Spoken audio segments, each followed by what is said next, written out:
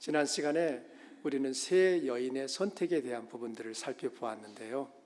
오늘은 그 연장선상에서 나오미의 선택에 대한 부분들을 좀 더 살펴보고 베들레헴으로 상징되는 믿음의 공동체에 대해서 말씀을 나누려고 합니다.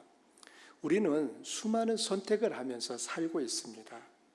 그 선택은 사람마다 가지고 있는 기준의 근거에서 이루어지죠. 아무 생각 없이 선택한 것 같아도 사실은 그렇지 않습니다. 자기도 모르는 사이에 그 사람 안에 새겨진 기준이 그 순간, 어느 순간이 되면 그와 같은 선택을 하게 만듭니다.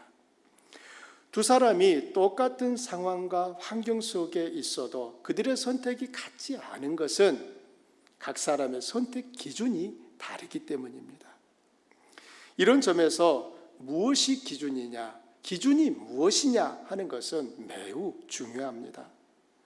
선택은 그 순간에 이루어지지만 그 선택을 결정짓는 기준은 선택보다 훨씬 더 이전부터 그 사람 안에 작동하고 있었던 것입니다. 어느 날 하루아침에 없던 기준이 갑자기 생기지 않습니다. 기준은 결코 우연히 저절로 생기지 않는다는 말입니다. 그 사람이 부단히 고민하고 관찰하고 경험한 인생의 궤적들이 그 기준을 만든 것입니다. 하나님을 따르는 인생이 복 있는 이유는 하나님을 기준으로 삼았기 때문입니다. 기준에 따라 구분하면 세상에는 두 종류의 사람이 있습니다. 하나님을 기준으로 삼는 사람, 또 자기를 기준으로 삼는 사람입니다. 이 둘 중에 서툴고 불완전한 나를 선택의 기준으로 삼는 인생과 영원하고 완전하신 하나님을 기준으로 삼는 인생, 어떤 인생이 더 나은 삶을 살지는 굳이 설명이 필요하지 않다고 생각합니다. 그런데 실제로 하나님을 기준으로 삼았느냐라고 하는 것은 그 사람의 믿음에 달려 있습니다. 하나님 앞에 살면서도 그분을 의지하지 않는 삶을 산다면 그 사람의 선택은 하나님이 없는 사람과 별반 다르지 않을 것입니다. 하나님은 그분을 신뢰하는 사람에게만 가장 완벽한 기준이 되십니다. 룻과 오르바는 똑같은 상황 속에 있었습니다. 두 사람 다 남편이 죽었습니다. 두 사람 다 홀시어머니가 있습니다. 두 사람 다 모압 출신입니다. 환경만 보면 같은 선택을 해야 맞습니다. 그런데 두 사람은 서로 다른 선택을 했습니다. 오르바는 떠났고 룻은 나오미 곁에 남았습니다. 여러분, 너무 성급하게 오르바를 책망하지 마시기 바랍니다. 오르바는 진심으로 시어머니를 섬겼고 사랑했습니다. 나오미 또한 그것을 알기에 그녀의 행복을 진심으로 바라고 빌어주었던 것입니다. 그럼에도 불구하고 오르바의 선택을 보면 아쉬움이 남습니다. 하나님의 자리가 안 보입니다. 그녀의 선택 기준은 하나님이 아니었던 것입니다. 오르바는 하나님에 대한 믿음이 없어서 그런 선택을 했겠지만 우리는 어떻습니까? 하나님을 믿으면서도 오르바처럼 선택하는 우리를 어떻게 설명할 수 있을까요? 반면에 룻은 아무런 소망도 없는 나오미 곁에 머무는 이상한 선택을 했습니다. 룻의 선택은 단순히 인간적인 긍휼과 사랑이 많아서가 아니라 하나님에 대한 신뢰 때문이었습니다. 룻은 자신의 의지를 이렇게 표현합니다. 어머니의 백성이 나의 백성이 되고 어머니의 하나님이 나의 하나님이 되실 것입니다. 룻은 이 같은 자기 마음을 맹세로서 확증을 합니다. 어머니께서 죽으시는 곳에서 나도 죽어 거기 묻힐 것이라. 만일 내가 죽는 일 외에 어머니를 떠나면 여호와께서 내게 벌을 내리시고 더 내리시기를 원하나이다. 우리들이 잘 알고 있듯이 룻은 모압 출신입니다. 모압 민족은 여호와가 아니라 모트라고 하는 신을 섬기고 있습니다. 또 모토라는 신을 믿었어요. 그런데 지금 룻의 맹세를 보십시오. 모토의 이름이 아니라 여호와의 이름으로 하고 있습니다. 룻이 여호와의 이름으로 맹세를 한다라고 하는 것은 그녀가 신뢰하고 있는 분이 누구라는 의미죠? 여호와라고 하는 것을 의미합니다. 룻의 선택 기준이 하나님이었음을 보여주는 또 하나의 증거는 룻이 이스라엘 민족의 장례 풍습을 언급하며 죽어서도 나오미와 함께할 것을 말하는 부분입니다. 이스라엘 민족의 장례법은 가족이 하나의 무덤에 묻힙니다. 가족 중 한 사람이 죽으면 장례를 치르고요, 그의 시체를 무덤에 놓아둡니다. 그리고 시간이 오래 흐르고 나면 어떻게 되겠습니까? 살은 다 썩어버리고 뭐만 남죠? 뼈만 남겠죠. 그때 후손들이 그 뼈를 거두어서 그들의 먼저 죽은 조상들의 뼈가 쌓여있는 무덤에다가 넣어둡니다. 어떻게 되겠습니까? 뼈와 뼈가 만나게 돼요. 그래서 유대인 가족들은 죽은 후에도 뼈와 뼈로 다시 만나는 것입니다. 룻이 나오미에게 어머니께서 죽으시는 곳에서 나도 죽어 거기 묻힐 것이라고 말하는 것은 감정적인 표현이 아니라 이런 이스라엘 민족의 장례 풍습을 생각하며 하는 말이죠. 즉 끝까지 나오미와 함께 하겠다는 자신의 의지를 보인 것입니다. 여러분은 룻의 선택을 보며 어떤 생각이 드십니까? 인간적으로 쉽게 이해가 되시나요? 일반적으로 사람들은 잘 나가는 사람과 함께 하고 싶어 합니다. 망하는 사람, 이미 망해버린 사람과 한편이 되겠다고 하는 사람은 거의 없습니다.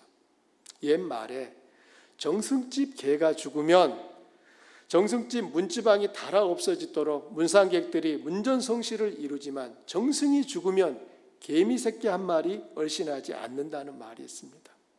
또 정승집 말이 죽었다면 먹던 밥을 밀쳐놓고 뛰어나가지만 정승이 죽었다면 먹던 밥 다 먹고 간다는 말도 있습니다.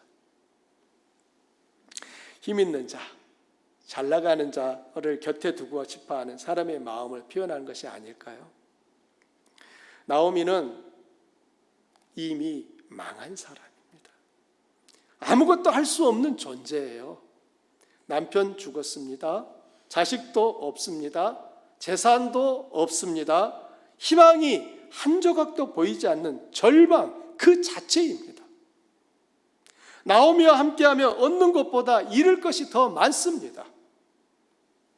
그런데도 룻은 죽은 자와 같은 시어머니와 자신의 삶을 묶어버립니다. 고대 세계에서는 여인들이 결혼을 비교적 이른 나이에 했다는 것을 감안하면 룻의 나이는 아마도 20대 초반이었을 것입니다. 앞길이 창창한 젊은 룻이 불탄 재와 같은 나오미 곁에 남기로 선택한 것은 하나님에 대한 신뢰가 없다면 불가능했을 것입니다. 룻기에서 주인공은 나오미입니다. 모든 이야기는 나오미를 중심으로 펼쳐집니다. 그러면 룻기에서 룻의 역할은 무엇입니까?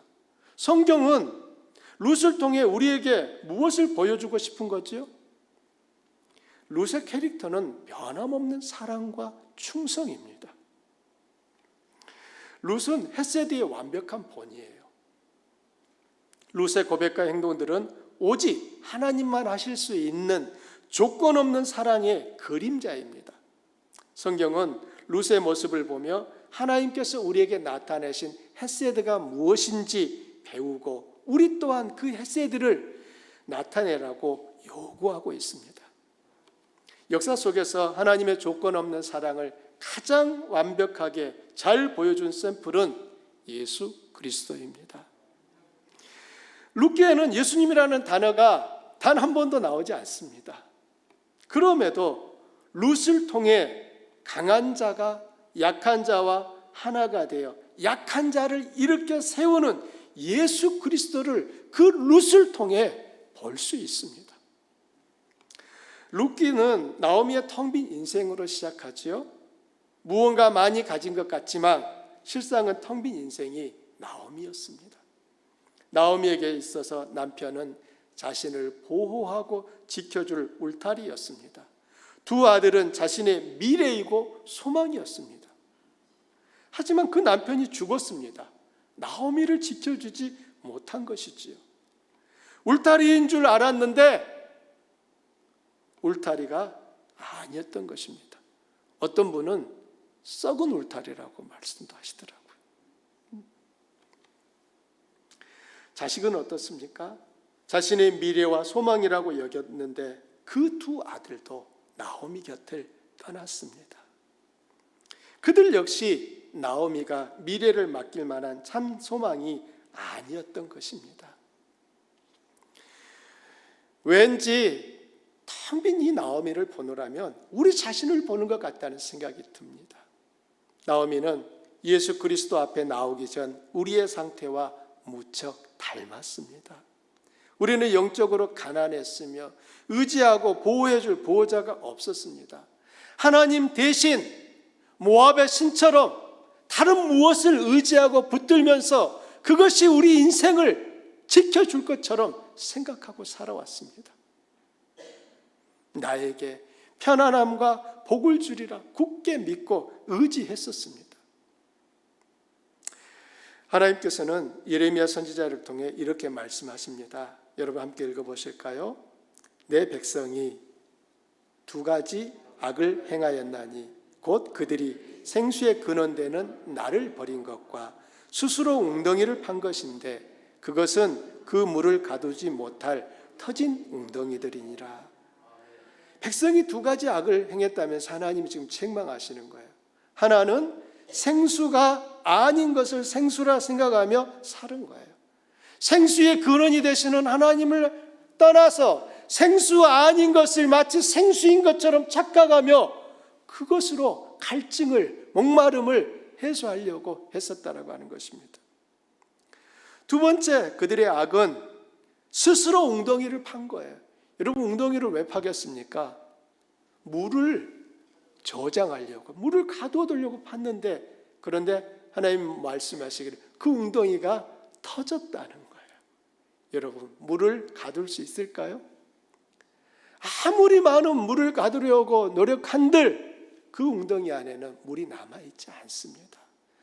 스스로 웅덩이를 파는 그 일 자체가 그들에게 있어서 하나님 보시기에는 악이었다는 거예요. 하나님을 버리고 자기 힘으로 모든 것을 이루려는 사람을 가르치는 것이죠. 여러분, 하나님 없이 우리가 이 땅 가운데서 이루려고 하는 사람들이 실제로 많습니다. 안타까운 것은 이미 하나님이 누구신지 알면서도 그 하나님을 떠나 자기 힘으로 여전히 뭔가 이룰 수 있다라고 생각하는 분들이에요. 내가 지금보다 조금만 더 열심히 일하면, 내가 조금만 더 좋은 기회를 잡으면 내 삶은 여기서 완전히 달라질 수 있어 라고 하면서 그렇게 나아갑니다. 결국 열심으로 그 삶을 일관합니다. 그런데 열심 마지막에 뭐가 있습니까? 끝이 있어요. 끝나버려요. 열심으로 안 되는 것이 마지막 순간에 자기 삶을 지키지 못하는 자기를 보게 되는 것입니다. 나오미가 여러분 얼마나 열심을 냈겠어요. 여러분 생각해 보십시오. 예루살렘에서 모압으로 간다라고 하는 일이 쉬운 일입니까? 여러분 다 경험자니까 아시잖아요. 우리 가운데 이민 기간이 최소 다 10년은 넘으시잖아요. 어떤 분은 40년, 50년 되신 분도 계시잖아요. 그 시점에 미국으로 가야겠다라고 하실 때 그게 쉬운 결정이었습니까? 나오미 역시 얼마나 많은 생각을 했을까요? 그런데 모압에 가 있는 동안 그의 모든 계획은 한순간에 와르르르르르르 무너지고 말았습니다. 하나님 없이 생수의 근원 되신 하나님이 아닌 다른 것으로 터진 웅덩이를 스스로 파고 그것으로 괜찮다 생각했던 것이죠. 이런 나오미의 삶에 있어서 결국 보이는 것은 미래와 소망이 없다라고 하는 불행한 결과였습니다. 이런 나오미가 지금 룻과 함께 베들레헴으로 갔습니다. 베들레헴의 의미가 뭐죠? 빵집. 때로는 떡집, 우리 한국식으로 표현하면 떡집입니다. 여러분, 빵집에는 뭐가 많을까요? 당연하죠. 떡집에는요, 떡이 많겠죠. 지금 베들레헴이 빵집인데 빵이 지금, 자, 나오미를 보십시오. 나오미에게 지금 빵이 있습니까? 없어요. 빵이 없는 나오미가 빵집으로 돌아온 것이 베들레헴이에요. 지금 이야기의 초점이 모압에서 다시 베들레헴으로 옮겨졌습니다. 마치 베들레헴에서 일어날 일들을 암시하는 것 같아요. 나오미의 망가진 인생은 여러분이 이제 확인하시겠지만 베들레헴에서 회복이 이루어집니다. 우리에게 베들레헴은 어디일까요? 주한교회이고 목장입니다. 저는 이 시간 우리 주 예수님의 그 은혜를 힘입어 여러분에게 감히 말씀드릴 수 있는 것은 여러분의 삶에 있어서도 회복은 베들레헴에서만 이루어질 수 있다는 것입니다. 여러분이 모압이 더 좋은 줄 알고 가실 수 있지만 모압에서는 여러분 삶에 경험하는 것은 나오미의 그 끝입니다. 그러나 빵이 없는 나오미가 베들레헴에 돌아옴으로 그 인생이 다시 회복되듯이 우리의 인생 또한 모압에서 베들레헴으로 돌아올 때에만 비로소 회복이 가능하다라고 하는 것입니다. 아멘. 우리에게 베들레헴은 주한교회요, 목장이라고 말씀드렸는데요. 생명의 빵이신 예수 그리스도의 사랑과 말씀이 선포되는 교회가 베들레헴입니다. 주님의 사랑으로 서로 섬기고 돌보고 사랑하는 목장이 베들레헴입니다. 베들레헴 사람들이 나오미를 맞이하는 모습은 교회가 공동체 안으로 들어오는 사람들에게 어떻게 반응해야 할지를 알려줍니다. 나오미가 돌아왔다는 소문은 순식간에 퍼졌습니다. 나오미가 떠난 후로도 사람들은 나오미 가족을 기억하며 그들에 대해 말하곤 했을 것입니다. 그런데 10년이나 아무런 소식이 없던 나오미가 베들레헴에 돌아온 것입니다. 온 동네 사람들이 뛰어나와 나오미를 맞이합니다. 자, 그들이 어떻게 맞이했는지 여러분 함께 읽어보실까요? 베들레헴에 이를 때 온 성읍이 그들로 말미암아 떠들며 이르기를 이가 나오미냐 하는지라. 여기서 그들은 누구죠? 룻과 나오미죠. 베들레헴 온 성읍이 나오미와 룻을 보면서 말하기를 이가 나오미냐? 라고 말합니다. 베들레헴 사람들의 첫 번째 반응은 충격과 안타까움이었어요. 베들레헴 여인들이 그녀가 나오미인 줄 몰라서 던진 질문이 아닙니다. 사람들은 나오미를 알아봤어요. 10년이라고 하는 세월이 흐르긴 했어도 얼굴을 알아보지 못할 정도로 오랜 시간은 아니지 않습니까? 여러분, 여기서 미국에 거주하시다가 10년 만에 한국 갔을 때 사람들이 못 알아보던가요? 여러분, 그곳에 있는 한국 분들 못 알아보셨습니까? 10년의 세월이 짧은 시간은 아니지만 전혀 못 알아볼 정도의 긴 시간은 아니란 말입니다. 그들이 기대한 나오미의 모습이 아니었기 때문에 놀라는 것입니다. 세번역 성경을 보면 이게 정말 나오미인가? 라고 번역을 해놓았습니다. 우리 개역 개정에는 이가 나오미냐? 라고 했는데 세번역에서는 이게 정말 나오미인가? 라고 번역했어요. 이 말은 문법 구조상 의문사가 아니라 감탄사입니다. 탄식을 의미하는 거예요. 베들레헴에는 나오미를 기억하는 사람들이 있었어요. 본문의 이 뉘앙스를 살려서 다시 읽어보면 당신은 10년 전 이곳을 떠났던 나오미 아니요? 도대체 무슨 일이 있었길래 이렇게 망가진 거요? 당신의 남편은 두 아들은 어찌 안 보이는 거요? 하며 안타까워하는 것입니다. 10년 전 베들레헴을 떠나는 나오미와 엘리멜렉 두 아들을 한번 상상해 보십시오. 그때도 동네 사람들은 이 나오미의 가족을 바라보지 않았을까요? 10년이 흐른 지금 룻과 함께 돌아온 나오미를 또 베들레헴 사람들은 바라보고 있습니다. 너무나 많이 변해버린 거예요. 너무나 많이 바뀌어버린 거예요. 10년 전에 그 나오미가 아닌 거예요. 베들레헴은 나오미의 비참한 현실에 안타까워합니다. 비록 자기 가족만 살기 위해 떠났던 사람이지만 베들레헴은 큰 고통을 겪으며 망가진 채 돌아온 나오미를 끌어안아 줍니다.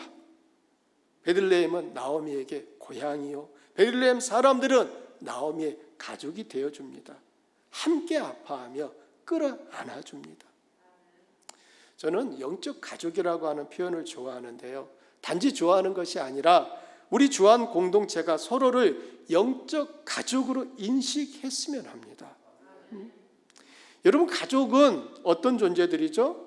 이 땅에서 가장 가까운 사이예요. 가장 가까운 관계에 있는 사람이에요. 가까이 있다 보니까 매일 봐요. 기쁨도 슬픔도 함께 나누고 음식도 함께 먹습니다. 때로는 옥신각신 다툴 때도 있지만 다시 화해하고요, 언제 그랬냐 하듯이 함께 밥을 먹어요.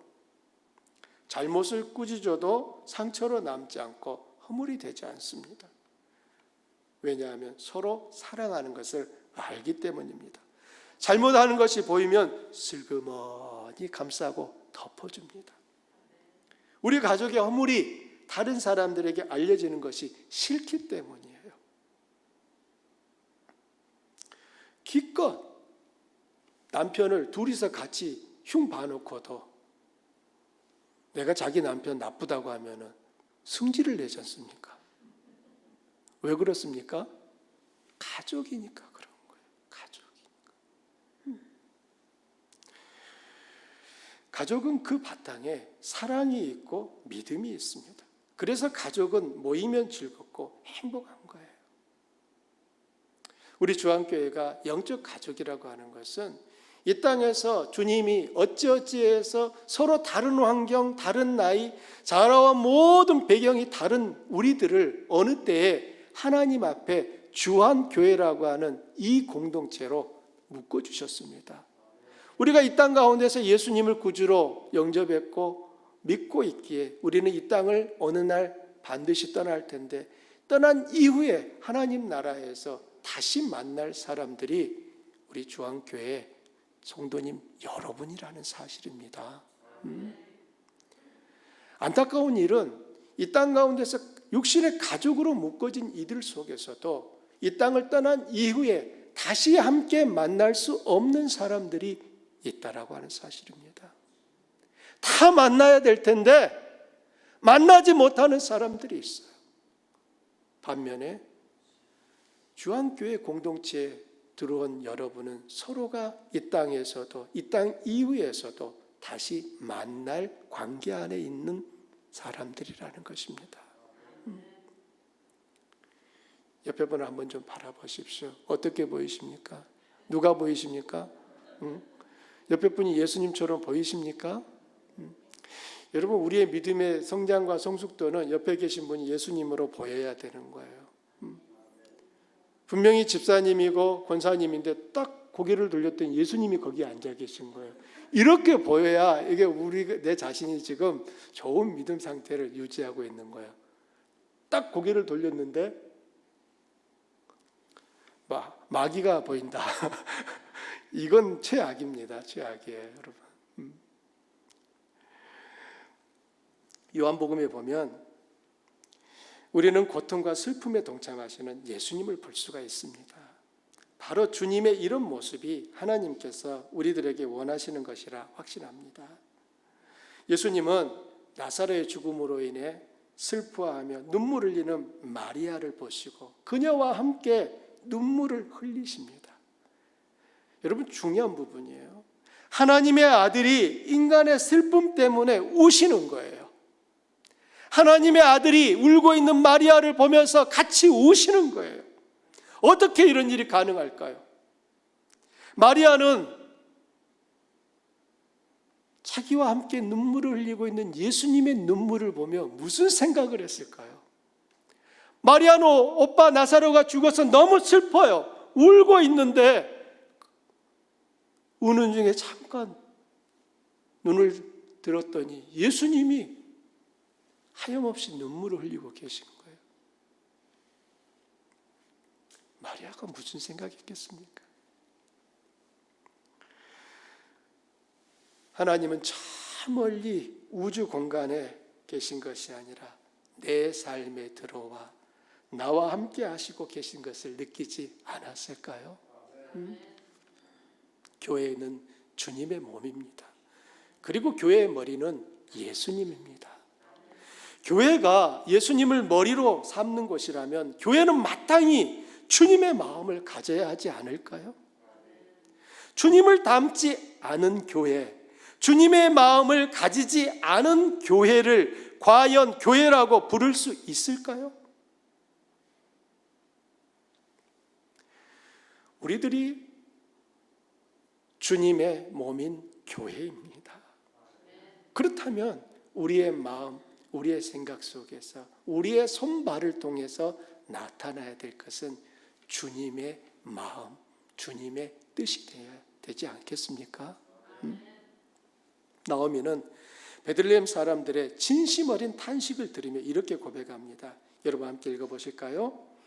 나를 나오미라 부르지 말고 나를 마라라 부르라. 이는 전능자가 나를 심히 괴롭게 하셨음이니라. 내가 풍족하게 나갔더니 여호와께서 내게 비어 돌아오게 하셨느니라. 여호와께서 나를 징벌하셨고 전능자가 나를 괴롭게 하셨거늘 너희가 어찌 나를 나오미라 부르느냐. 나오미는 스스로 나는 나오미가 아니야 마라입니다 라고 고백합니다. 나오미의 이름 뜻은 기쁨, 희락인데 나오미는 더 이상 자기를 나오미라 부르지 말고 마라라 부르라고 하고 있습니다. 마라의 의미는 고통, 괴로움이잖아요. 나오미가 자기를 마라라고 인식하는 이유는 여호와께서 내게 비어 돌아오게 하셨고 여호와께서 나를 징벌하셨고 전능자가 나를 괴롭게 하셨기 때문이라고 설명합니다. 이 부분에 대해 학자들은 크게 두 가지 해석을 합니다. 이 나오미의 고백을 하나님께 대한 원망으로 해석하는 것이 하나 있고요, 이 나오미의 고백을 자기 자신에 대해 새로운 인식을 갖게 된 것으로 해석하는 것입니다. 전자의 해석을 따르면 부정적인 의미가 되고 후자를 따르면 긍정적이 됩니다. 만일 나오미의 고백을 원망으로 본다면 지금 나오미는 자신을 비하하고 있으며 이렇게 된 모든 상황을 하나님 탓으로 돌리며 하나님께 분노를 쏟아내고 있다고 해석해야 맞습니다. 반면에 나오미의 자기 인식으로 본다면 나오미는 비로소 자신이 누구인지 알게 되었다는 것입니다. 저는 후자의 의미로 해석하는 것이 옳다고 생각합니다. 아이러니하게도 나오미는 자신의 인생을 나오미라고 여길 때는 하나님을 바라보지 않았습니다. 하나님 없이도 얼마든지 인생이 승승장구할 것 같았기 때문이죠. 그런데 자기 인생이 마라인 것을 인식하게 되자 하나님을 바라보게 되었습니다. 사랑하는 주안의 여러분, 주안의 가족 여러분, 인생이 누리는 가장 큰 복이 뭐라고 생각하세요? 많은 분들이 건강이, 장수가, 승진이, 결혼이, 자식이 복이라고 말하는 것을 듣습니다. 몇 해 전 영국에서 사역하는 김남진 선교사님이 뇌출혈로 쓰러졌습니다. 과로로 몸이 더 이상 견디지 못했던 거죠. 말 한마디 하지 못하고 자기 힘으로 한 발자국도 움직일 수가 없는 상태로 휠체어에 기대어 공항으로 갔습니다. 항공사 직원은 선교사님의 상태가 너무 위독한 것을 보면서 비행기 탑승을 허락하지 않았습니다. 거절한 거예요. 만일 도중에 무슨 일이 일어나게 되면, 여기서 무슨 일은 생명을 잃게 되면 일이 복잡해질 것을 우려했기 때문이었습니다.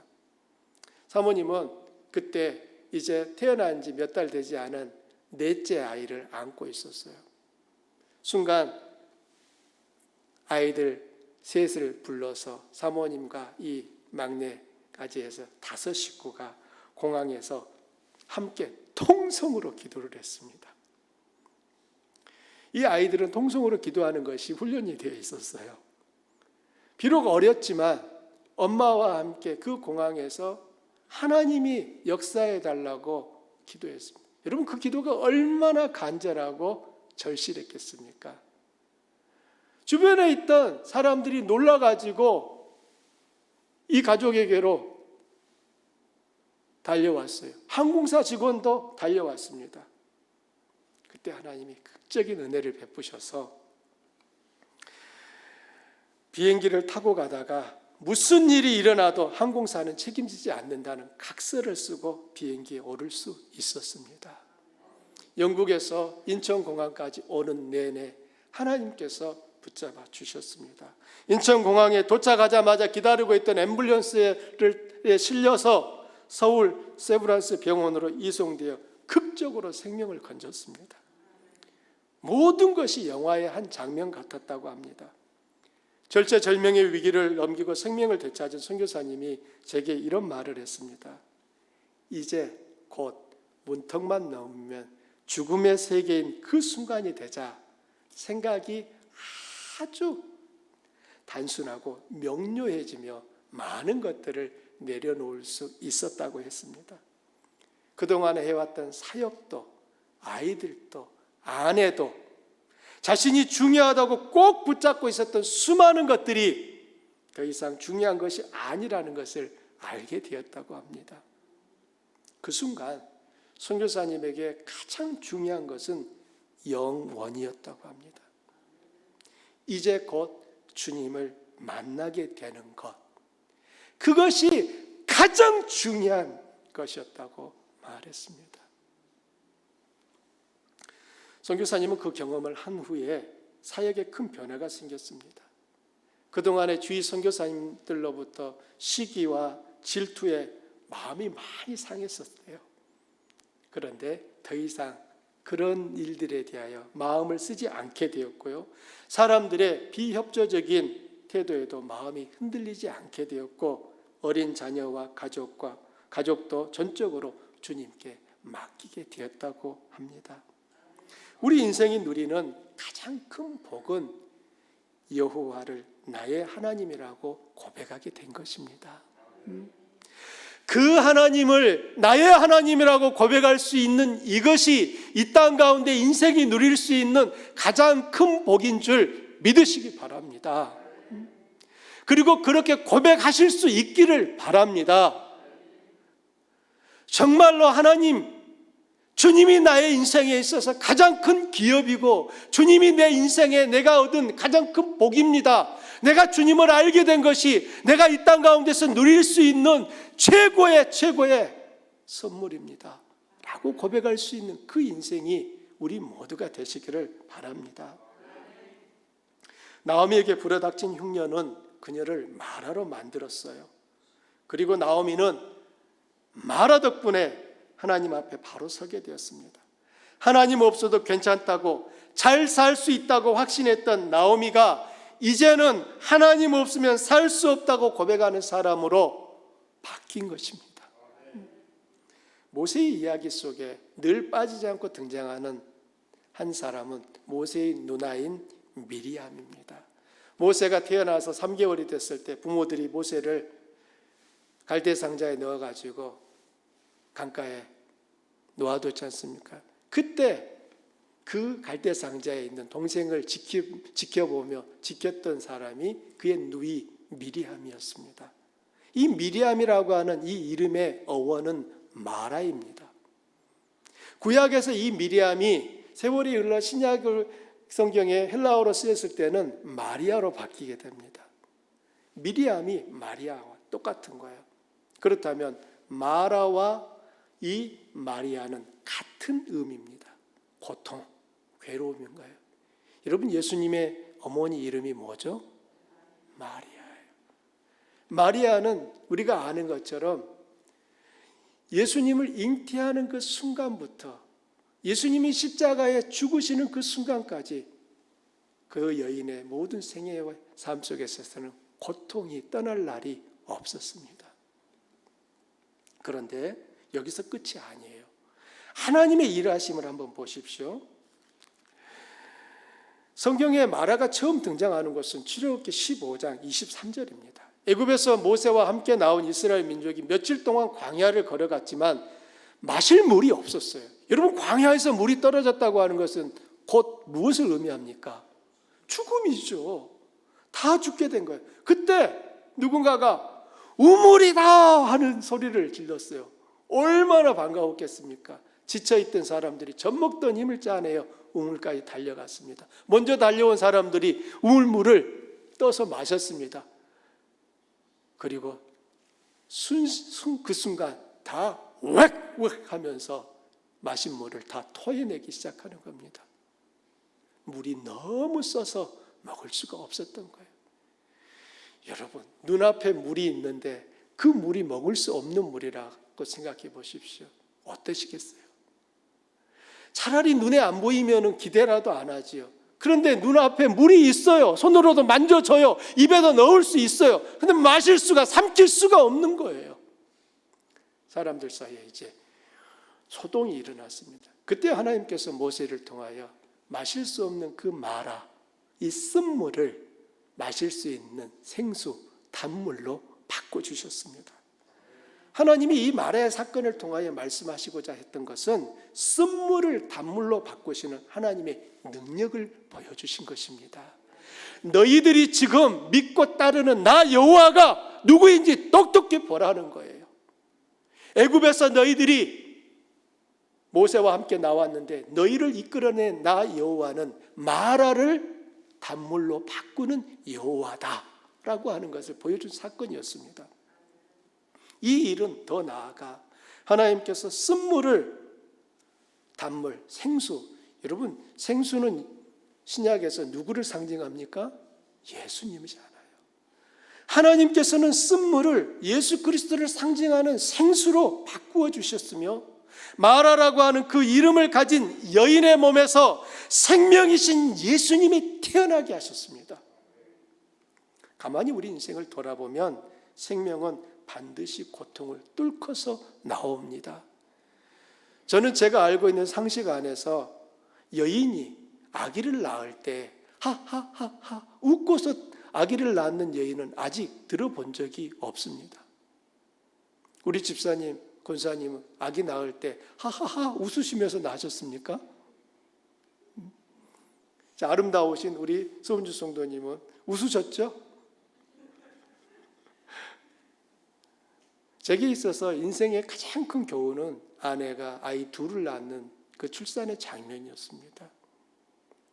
좋게 얘기하면 믿음이 좋은 거고요. 조금 나쁘게 얘기하면은 무식한 거죠. 저는 아내에게 무통주사도 놔주지 않고 생으로 아이 둘을 다 낳게 했습니다. 나름 이유는 있었어요. 하나님이 인간에게 주신 자연 방법 그대로 한번 나오는 것이 제일 좋지 않겠냐. 아내는 정말 아이 둘을 낳을 때 자기 생명을 거는 걸 봤습니다. 정말 아파하더라고요. 제가 큰아이를 낳는 걸 보면서 둘째를 낳을 자는 말을 못하겠다 생각을 했었습니다. 나중에 아내의 설득으로 둘째를 낳았지만요. 여인에게 있어서 고통은 생명을 탄생하는 순간인 것입니다.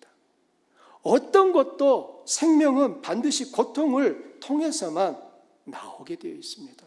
역설적이게도 고통이 극심하다라고 하는 것은 이제 곧 생명이 탄생한다는 신호인 거예요. 나오미처럼 마리아처럼 고통을 회피하지 않고 그 고통 까닭에 하나님 앞에 서게 될 때만 고통이 아름다운 별들로 바뀌는 것을 봅니다. 비로소 나오미는 자신이 경험한 모든 것의 배후에 하나님이 계신 것을 알게 되었습니다. 20절과 21절에서 나오미는 하나님을 전능자라고 고백합니다. 이 전능자를 의미하는 히브리어는 샤다이예요. 보통 하나님이라고 표현된 히브리어는 엘로힘이에요. 그런데 여기에서는 샤다이라는 단어를, 이 히브리어 단어를 씁니다. 샤다이는 하나님의 능력을 강조하는 거예요. 전능한 하나님, 모든 것에 불가능이 없으신 하나님을 표현할 때 샤다이, 엘샤다이라고 말을 합니다.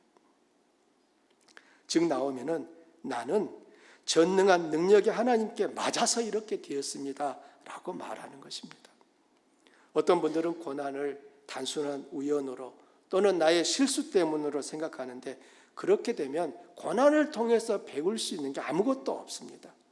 또 어떤 분들은 고난을 마귀의 장난으로 생각합니다.